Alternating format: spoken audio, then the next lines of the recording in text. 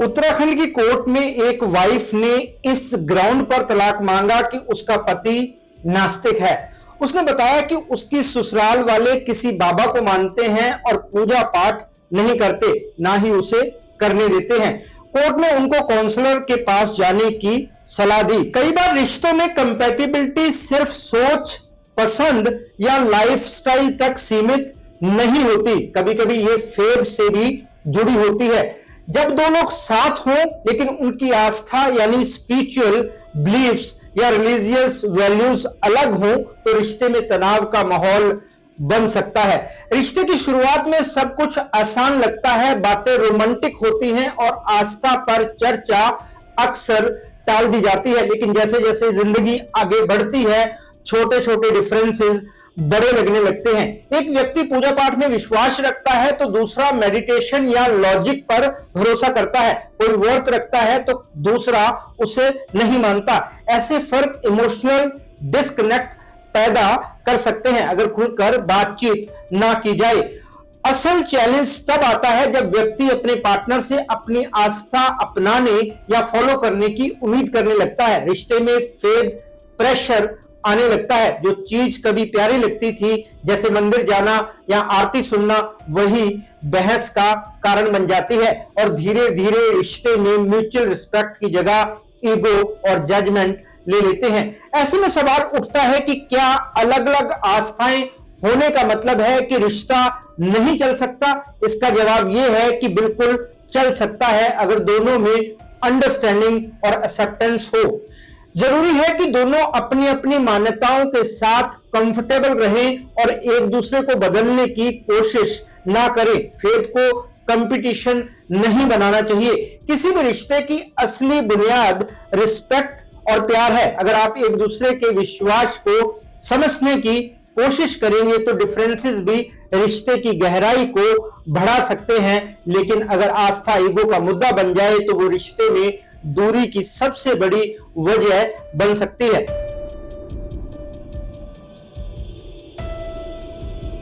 नमस्कार दोस्तों, मैं हूं राहुल राय गुप्ता और आप मुझे डिटेक्टिव गुरु के नाम से भी जानते हो और हम करते हैं देश विदेश में पर्सनल और कॉर्पोरेट इन्वेस्टिगेशन। इस वीडियो में हम बात करेंगे कि जब हस्बैंड वाइफ का फेथ या बिलीफ सिस्टम अलग हो तो रिश्ता कैसे बैलेंस करे, कहां बाउंड्रीज जरूरी हैं और कैसे प्यार आस्था से बड़ा बन सकता है। मैं आपको ऐसे 5 पॉइंट्स बताने वाला हूं जिनसे आपको इस टॉपिक पर काफी क्लियरिटी मिलेगी।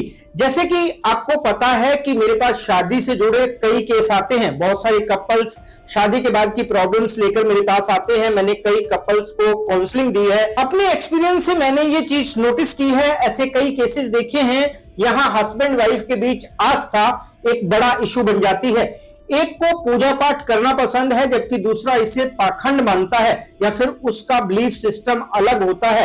दोनों को समझ नहीं आता कि उसमें बैलेंस कैसे करें। इस वीडियो में मैं अपने उसी एक्सपीरियंस के आधार पर आपको कुछ बातें बताऊंगा जिनको अपनाकर आप अपनी लाइफ को एक नई दिशा दे सकते हैं। तो चलिए शुरू करते हैं।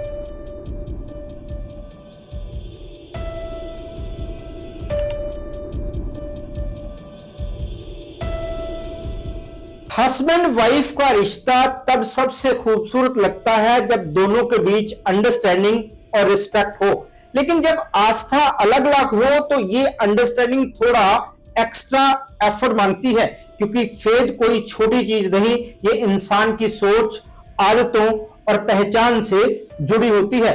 फिर सवाल उठता है कि अगर आपकी और आपके पार्टनर की आस्था मेल नहीं खाती तो क्या रिश्ता टूटने के लिए बना है? जैसा कि मैंने पहले कहा, ऐसा नहीं होता, बल्कि ये एक मौका होता है रिश्ते को और मैच्योर बनाने का। सबसे पहले बात करते हैं कन्वर्सेशन की। कई बार हम मान लेते हैं कि पार्टनर खुद समझ जाएगा कि हमारे लिए क्या चीज पवित्र है, लेकिन हमेशा ऐसा नहीं होता। इसलिए जरूरी है कि आप उसे बताएं कि आपकी आस्था आपके लिए क्या मायने रखती है। यह उम्मीद ना लगाएं कि सामने वाला वही माने जो आप उसे मनवाना चाहते हैं। जैसे अगर आप रोज पूजा करते हैं और आपका पार्टनर नहीं करता तो उसे दोष ना दें, बस बताएं कि ऐसा करना आपके मन को शांति देता है। इसी तरह अगर आपका पार्टनर अध्यात्म को रिलीजन से अलग मानता है तो उसकी बात सुने। एक्टिव लिसनिंग ही रिश्ते की असली प्रेयर है। अगला कदम है बाउंड्रीज तय करना। रिश्ते में सबसे बड़ी गलती तब होती है जब हम ये सोच लेते हैं कि प्यार का मतलब है हर बात में एक जैसा होना, जबकि असल में प्यार का मतलब होता है अलग होते हुए भी साथ रहना। अगर एक पार्टनर मंदिर, मस्जिद, चर्च, गुरुद्वारे जाना चाहता है और दूसरा नहीं, तो जरूरी नहीं कि दोनों को एक ही रास्ता चुनना पड़े। आप अपने फेथ को फॉलो करें और अपने पार्टनर को स्पेस दें। ये बाउंड्रीज दरअसल दूरी नहीं बल्कि हेल्दी रिश्ते की निशानी है। कभी कभी हम अपने विश्वास को इतना सही मान लेते हैं कि सामने वाले की सोच छोटी लगने लगती है। यही रिश्ते को सबसे ज्यादा डैमेज करता है। अगर आप अपने पार्टनर की आस्था पर सवाल उठाते रहेंगे तो वो खुलकर कभी भी शेयर नहीं करेगा, लेकिन अगर आप जेन्युइनली उसकी सोच को समझना चाहेंगे तो वो अपने आप आपके सामने अपना दिल खोल कर रख देगा। अपने रिश्ते को शेयर्ड वैल्यूज पर टिकाएं, न कि सिर्फ धार्मिक मान्यताओं पर। आस्था अलग हो सकती है, लेकिन काइंडनेस, लॉयल्टी, ऑनेस्टी और केयर ये वो वैल्यूज हैं जो हर इंसान के अंदर होती हैं। अगर आप इन कॉमन वैल्यूज को सेलिब्रेट करेंगे तो डिफरेंसेस अपने आप मिट जाएंगे। हर रिश्ता हम की जर्नी है, मैं की नहीं। आपकी आस्था आपको शांति देती है, लेकिन आपका रिश्ता भी एक तरह की स्पिरिचुअल जर्नी है जिसमें आपको पेशेंस, फॉरगिवनेस और एम्पैथी सीखने को मिलती है। कभी कभी यही डिफरेंसेस हमें बेहतर इंसान बनाते हैं।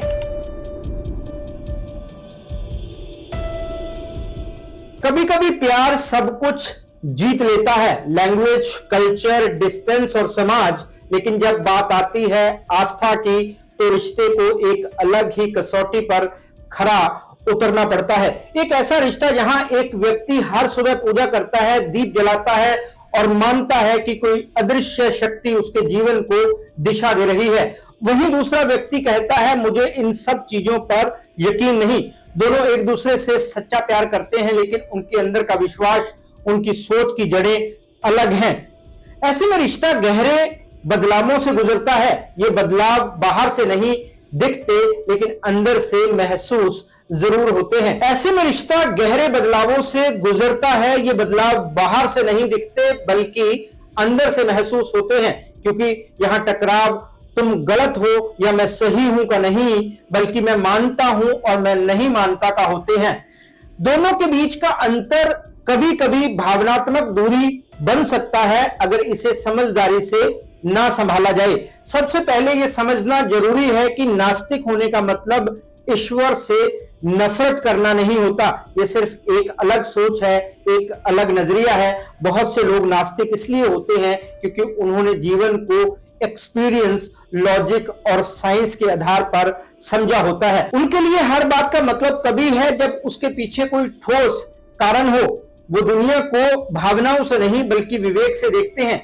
वे पूछते हैं अगर भगवान है तो दर्द क्यों है? अगर प्रार्थना इतनी पावरफुल है तो हर अच्छी आत्मा को दुख क्यों मिलता है? उनके लिए विरोध नहीं बल्कि सवाल है। आस्तिक व्यक्ति के लिए आस्था जीवन का बेस होती है। वो अपने दिन की शुरुआत किसी प्रार्थना से करता है और मुश्किल समय में किसी अदृश्य शक्ति पर भरोसा करता है। ये भरोसा उसके लिए सहारा होता है। वो मानता है कि जो भी होता है किसी न किसी कारण से होता है और हर मुश्किल में कोई ना कोई शक्ति उसका साथ देती है। लेकिन जब वही व्यक्ति किसी ऐसे पार्टनर के साथ हो जो कहे इन सब का कोई मतलब नहीं, तो उसके अंदर एक चुभन होती रहती है। ये चुभन ईगो से नहीं बल्कि उस अधूरेपन से आती है जब कोई उसकी भावना को महसूस नहीं कर पाता। नास्तिक पार्टनर का अपना संघर्ष होता है। वो ये नहीं चाहता कि उसे कम भावनात्मक या कम आध्यात्मिक समझा जाए। उसके लिए अच्छाई का मतलब भगवान से डरना नहीं बल्कि इंसानियत से प्यार करना होता है। वो ये मानता है कि अच्छा इंसान बनने के लिए हमें किसी अदृश्य डर की नहीं बल्कि अपने विवेक की जरूरत है। बहुत से नास्तिक ऐसे होते हैं जिनके जीवन में कोई गहरी निराशा या कोई पूरी ना हुई प्रार्थना होती है, या किसी धार्मिक दिखावे ने उनके विश्वास को तोड़ दिया होता है। इसलिए जब उनसे फेथ की बात की जाती है तो उनके अंदर बसा हुआ दर्द उभर आता है। वे बहस नहीं करते, बस दूरी बना लेते हैं। आस्तिक पार्टनर के लिए दूरी एक बड़ी मुश्किल हो सकती है। वो सोचता है कि अगर जीवन में ईश्वर नहीं तो लाइफ की दिशा क्या होगी। उसे लगता है कि उसके साथी के अंदर दिल नहीं है। उसे ये समझ नहीं आता कि इंसान किसी शक्ति में विश्वास किए बिना शांति से कैसे जी सकता है। उसकी दुआएं, पूजा, प्रार्थनाएं उसके लिए जीवन का हिस्सा है, लेकिन उसके साथी के लिए वही चीजें तर्कहीन लगती हैं। ये अंतर धीरे धीरे भावनात्मक दीवार बन जाता है।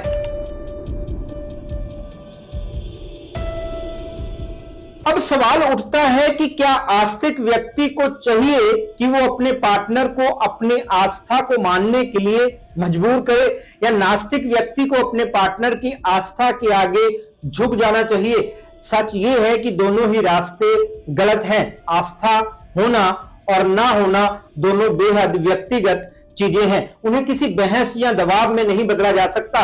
हर इंसान अपने एक्सपीरियंस से अपनी मान्यताएं बनाता है। किसी के अंदर ईश्वर में भरोसा एक दिन की पूजा से आता है, तो किसी के अंदर वही भरोसा तर्क की दीवार में खो जाता है। इसलिए अगर आपका पार्टनर नास्तिक है तो पहला कदम उसे बदलने की कोशिश नहीं बल्कि उसे समझने की कोशिश होनी चाहिए। उसकी नास्तिकता के पीछे कोई कहानी है, कोई सोच है, कोई अनुभव है, तो उसे सुने। साथ ही अपनी आस्था को भी ना छिपाएं। प्यार में यह जरूरी नहीं कि दोनों एक जैसा सोचें, जरूरी है कि दोनों एक दूसरे की सोच की रिस्पेक्ट करें। रिश्ता तब नहीं चलता जब पार्टनर एक दूसरे को बदलने लगते हैं। रिश्ता तब चलता है जब वो एक दूसरे को उसी रूप में स्वीकार करते हैं, अपने अपने विश्वासों, बाउंड्रीज और खामोशियों के साथ। नास्तिक पार्टनर शायद अपने पार्टनर की आस्था में शामिल ना हो, लेकिन वो उसकी प्रार्थना की भावना को समझ सकता है। आस्तिक पार्टनर शायद अपने पार्टनर की तार्किक सोच से एग्री ना हो, लेकिन उसकी ईमानदारी की कदर कर सकता है। इसलिए जब आपका पार्टनर नास्तिक हो तो उसे भगवान को मनाने की लड़ाई मत बनाएं, इसे एक दूसरे को समझने का सफर बनाएं। आखिरकार फेथ और लॉजिक दोनों का एक ही मकसद होता है, सच्चाई तक पहुंचना। फर्क सिर्फ इतना है कि एक दिल से पहुंचता है, दूसरा दिमाग से।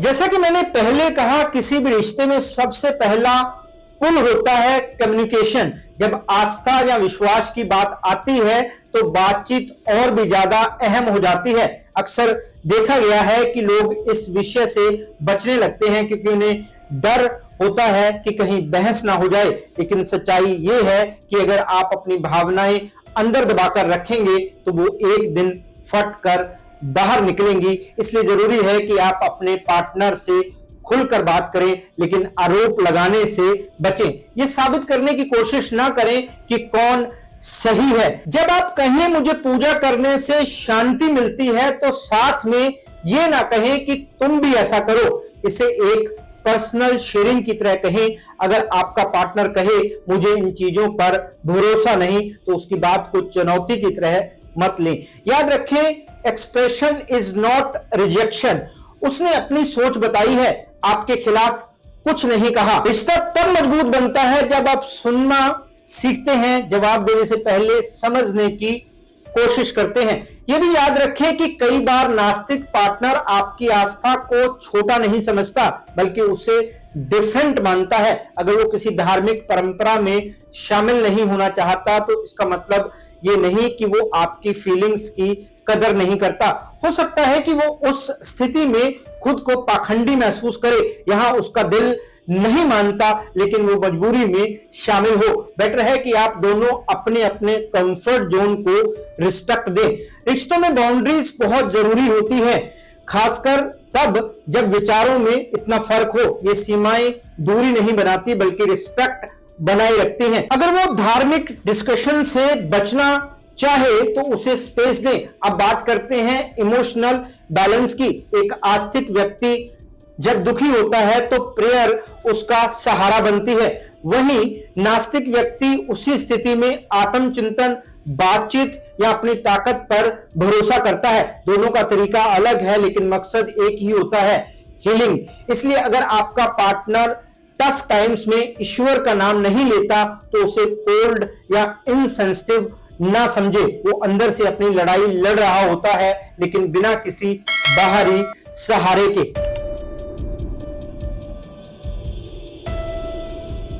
कई बार यह भी देखा जाता है कि आस्तिक व्यक्ति को लगता है कि उसका पार्टनर स्पिरिचुअल कनेक्शन को नहीं समझ पाएगा, इसलिए वो अपनी भावना छिपाने लगता है। वो पूजा या व्रत जैसी चीजें अकेले करने लगता है ताकि दूसरा अनकंफर्टेबल महसूस ना करे। लेकिन ये चीज रिश्ते को धीरे धीरे खोखला बना देती है। आपको अपनी आस्था छुपानी नहीं है, बस उसे दूसरे पर थोपने की जरूरत नहीं है। नास्तिक पार्टनर को भी यह समझना होगा कि किसी की आस्था का मजाक उड़ाना या उसे ढोंगी कहना रिश्ते में जहर घोल देता है। आस्था किसी व्यक्ति की पहचान का हिस्सा होती है।